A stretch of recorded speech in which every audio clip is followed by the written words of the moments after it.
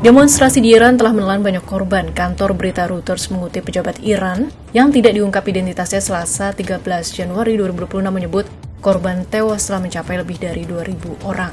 Bahkan laporan kantor berita aktivis hak asasi manusia atau HRANA yang berbasis di Amerika Serikat, jumlah korban tewas dalam unjuk rasa Iran hingga Rabu 14 Januari 2026 mencapai 2.571 orang. Ada pula 135 korban tewas dari aparat pemerintah. Pemerintah Iran belum berkomentar soal banyaknya korban tewas. Adapun televisi pemerintah menayangkan tumpukan kantong jenazah di berbagai rumah sakit.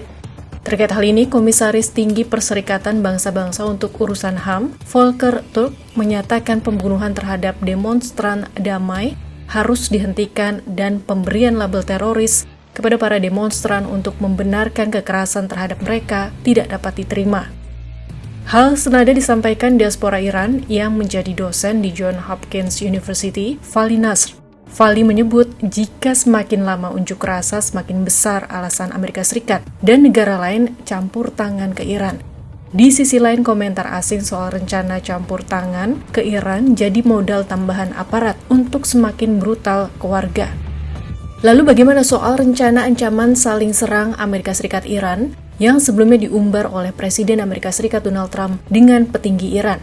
Duta Besar RI untuk Iran periode 2012-2016 Dian Wirenjurit Rabu 14 Januari 2026 menyebut jika ancaman serangan Amerika Serikat ini bisa jadi hanya gertakan.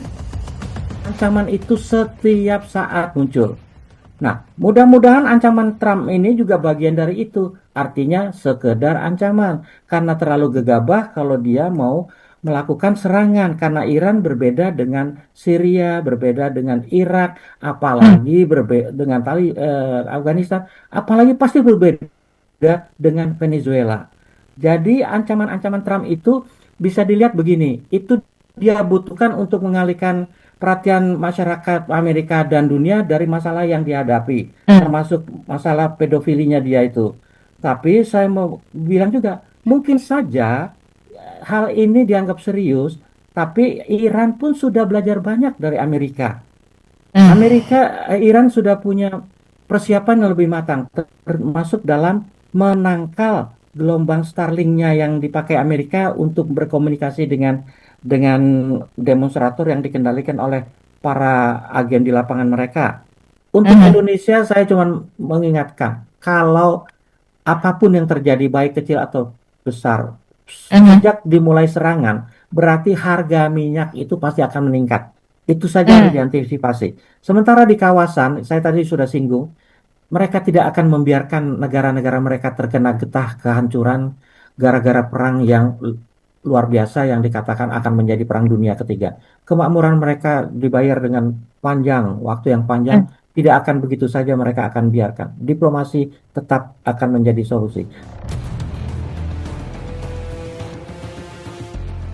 Sementara itu, sejak Selasa 13 Januari 2026, fasilitas transportasi di ibu kota Iran, Teheran, mulai normal. Di jalanan terlihat mobil dan orang lalu lalang. Toko-toko pun kembali buka, namun gangguan internet masih berlanjut. Pengguna masih dapat terhubung ke situs web dan aplikasi domestik yang disetujui pemerintah serta dapat melakukan dan menerima panggilan telepon secara normal menggunakan kartu telepon domestik Iran. Menteri Luar Negeri Iran Abbas Araghchi menyebut jika Iran siap menghadapi perang namun tetap terbuka untuk dialog.